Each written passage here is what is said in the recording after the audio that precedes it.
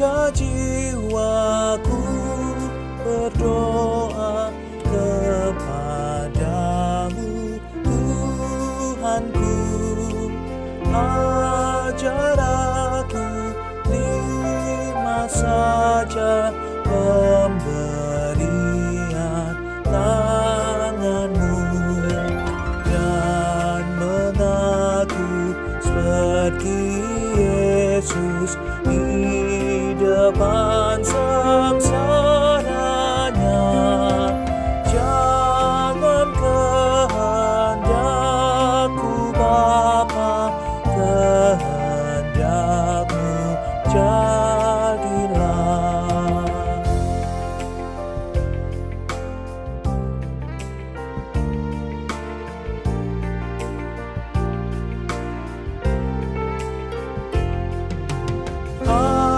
Apa juga yang kau timbang baik untuk hidupku, biar aku pun setuju dengan maksud hikmatmu,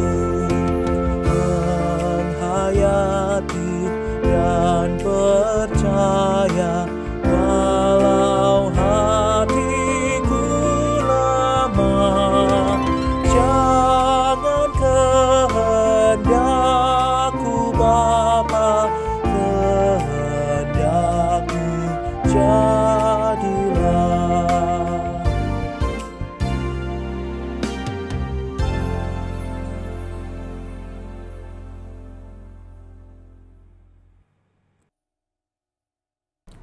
Selamat pagi Bapak Ibu. Hari ini hari Kamis tanggal 17 September tahun 2020, dan kita melanjutkan lagi doa pagi kita, seri kita pengkhotbah, dan kita saat ini sudah sampai di kitab pengkhotbah pasal 9 ayat 13 sampai ayat 18. Wah, tidak terasa nih, sebentar lagi kita akan menyelesaikan satu kitab, yaitu kitab pengkhotbah ya. Sebelum kita memulai doa pagi kita, renungan kita membaca sabda Tuhan, kitab pengkhotbah pasal 9 ayat 13 sampai 18. Hal ini juga kupandang sebagai hikmat di bawah matahari, dan nampaknya besar bagiku. Ada sebuah kota yang kecil, penduduknya tidak seberapa. Seorang raja yang agung menyerang, mengepungnya, mendirikan tembok-tembok pengepungan yang besar terhadapnya. Di situ terdapat seorang miskin yang berhikmat. Dengan hikmatnya ia menyelamatkan kota itu. Tetapi tidak ada orang yang mengingat orang yang miskin itu.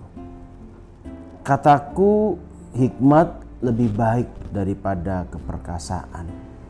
Tetapi hikmat orang miskin dihina, dan perkataannya tidak didengar orang. Perkataan orang berhikmat yang didengar dengan tenang lebih baik daripada teriakan orang yang berkuasa di antara orang bodoh. Hikmat lebih baik daripada alat-alat perang, tetapi satu orang yang keliru dapat merusakkan banyak hal yang baik. Nas pada hari ini, ayat yang secara khusus akan kita lihat pada hari ini dalam satu perikop tadi adalah ayat yang ada di ayat 17. Saya tertarik dengan ayat ini. Mari kita lihat. Perkataan orang berhikmat yang didengar dengan tenang lebih baik daripada teriakan orang yang berkuasa di antara orang bodoh. Bapak Ibu yang dikasihi Tuhan, siapa sebenarnya orang yang paling bijaksana di dunia ini? Siapa sebenarnya orang yang paling berhikmat di dunia ini?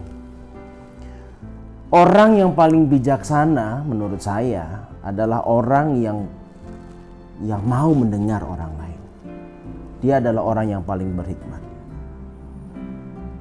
Mau mendengar hikmat, mau mendengar nasihat dari siapa saja. Apakah dia itu adalah orang yang stratanya lebih tinggi dari dirinya, atau juga yang stratanya jauh lebih rendah dari dirinya. Mau mendengarkan hikmat dan kebijaksanaan, nasihat baik dari orang yang usianya mungkin lebih tua atau mungkin juga lebih muda. Mau mendengarkan hikmat atau kebijaksanaan dari orang yang berpangkat atau rakyat jelata.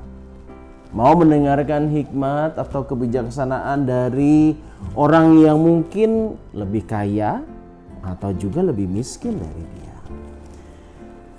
Bapak Ibu yang dikasihi Tuhan, ada sebuah cerita yang ironis yang diceritakan oleh kitab Pengkhotbah dari bacaan kita tadi. Di sana diceritakan bahwa suatu ketika ada sebuah desa, sebuah kota atau sebuah kota kecil begitu yang penduduknya sedikit, diserbu dan dikepung oleh raja. Raja yang besar, raja yang punya alat-alat perang dan pasukan yang luar biasa, yang mendirikan tembok pengepungan dan segala macamnya. Harusnya kota itu kalah, karena raja ini membawa pasukan yang luar biasa. Namun di dalam kota itu ada seorang miskin, tapi dia berhikmat. Dan dengan hikmatnya dia bisa menyelamatkan kota itu. Sehingga raja dan pasukan-pasukannya dan yang mengepung itu semuanya kalah. Kok bisa? Bagaimana caranya? Kitab Pengkhotbah tidak menceritakan bagaimana caranya, dan cerita yang mungkin kalau kita imajinasikan dan dibikin film akan seru begitu ya. Tetapi yang menarik, kitab Pengkhotbah itu mengatakan, lalu apa yang terjadi pada si orang miskin itu? Apakah si orang miskin itu dianggap sebagai pahlawan? Apakah dia diberikan hadiah yang banyak, uang yang berlimpah? Tidak. Ironi yang diungkapkan oleh kitab Pengkhotbah itu adalah mengatakan si orang miskin yang telah berjasa itu dilupakan orang, tidak diingat. Hikmatnya dianggap sebagai sesuatu yang sampah, sebagai sesuatu yang biasa saja. Kenapa? Karena dia adalah orang miskin. Ironi yang diungkapkan kitab Pengkhotbah itu bukankah sebuah kenyataan? Bukankah sebuah realita hidup? Bahwa manusia itu memang paling gampang untuk melupakan orang, paling gampang untuk berterima kasih, paling gampang untuk tidak berterima kasih maksud saya, paling gampang untuk kemudian merendahkan orang. Apalagi kalau orang-orang itu adalah orang-orang yang stratanya jauh lebih rendah dari kita. Dia lebih miskin, dia lebih tidak berpendidikan, dia mungkin datang dari keluarga tak terhormat, dia mungkin bukan satu ras dengan kita, bukan satu agama dengan kita. Pandangan kita terhadap orang itu juga langsung akan merendahkan. Dan apapun yang dikatakan oleh orang itu, walaupun itu berhikmat, karena datangnya hikmat itu datang dari Tuhan, nggak peduli orangnya siapa, kita akan meremehkan. Kita tidak akan merendahkan.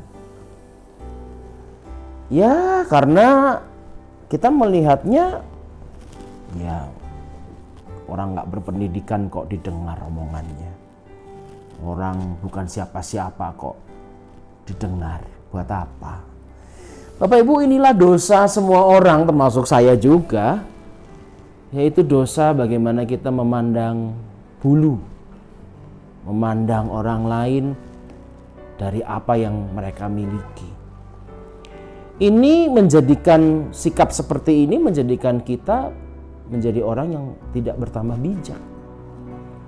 Justru malah akan semakin bodoh. Karena kita tidak belajar dari semua. Tidak belajar dari orang-orang yang mungkin Tuhan kirim untuk membuat kita semakin menjadi bijaksana. Bukankah Tuhan itu memberikan hikmat kepada siapa saja? Dan tugas kita bukankah untuk menemukannya, bukan untuk menghakimi siapa yang membawanya. Ada satu pepatah yang saya suka sekali, yang selalu mengingatkan kepada saya. Pepatah itu saya lupa baca di mana, tapi pepatah itu kira-kira berkata begini. Mutiara di mulut seekor babi tetaplah mutiara. Jadi yang kita lihat adalah mutiaranya, bukan babinya. Mutiara di mulut seekor babi tetaplah mutiara.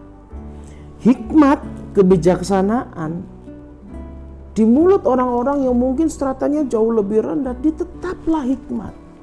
Tetaplah sebuah kebijaksanaan. Jadi jangan pandang orangnya, pandang hikmatnya, pandang kebenarannya yang dibawa.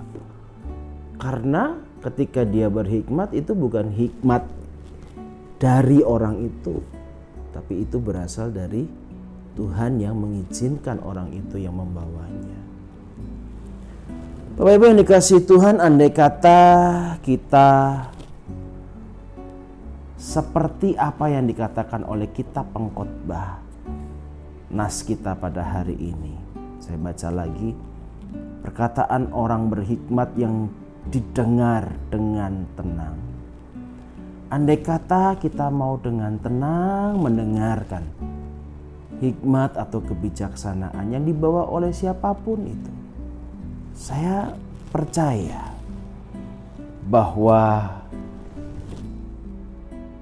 kedewasaan dalam kehidupan kita adalah sebuah keniscayaan, adalah sebuah kepastian.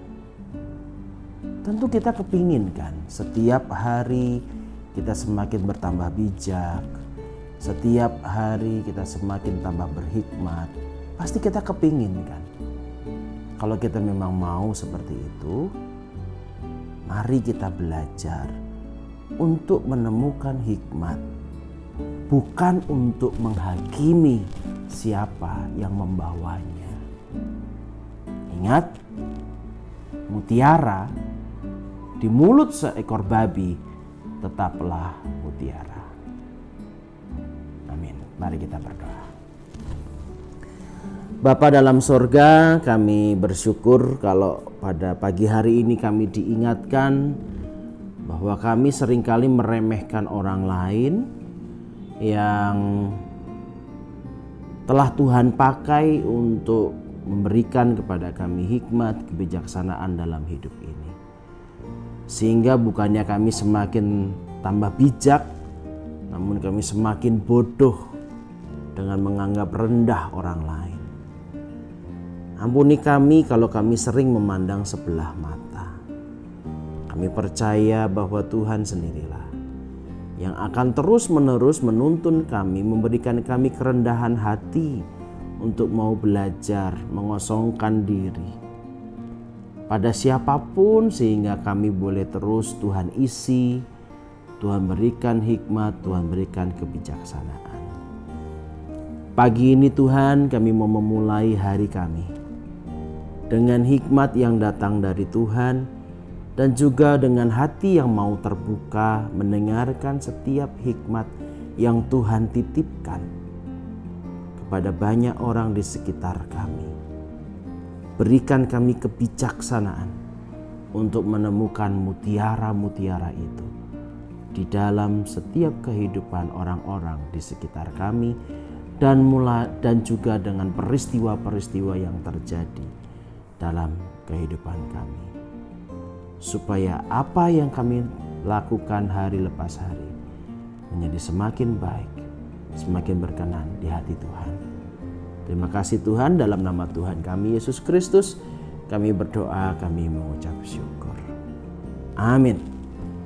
Demikian doa pagi kita pada hari ini, dan kita akan ketemu kembali di minggu yang akan datang. Salam.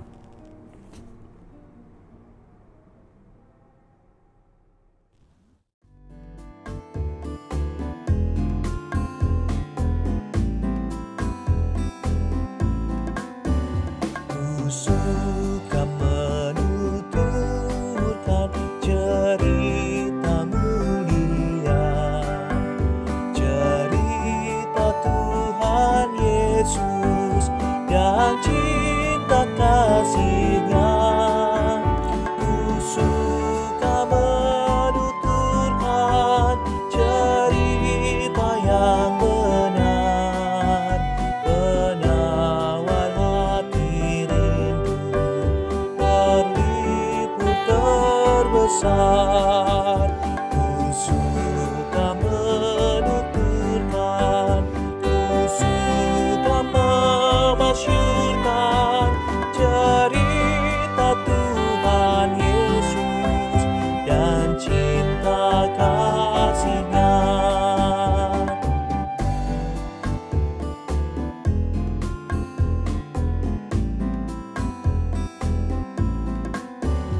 Ku suka menuturkan cerita mulia, setiap ku ulangi bertambah manisnya. Ku suka menuturkan sabdanya yang besar, dan yang belum percaya supaya mendengar.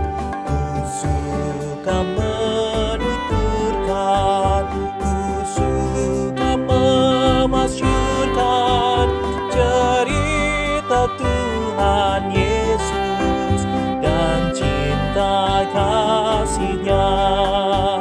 Cerita Tuhan Yesus dan cinta kasih-Nya.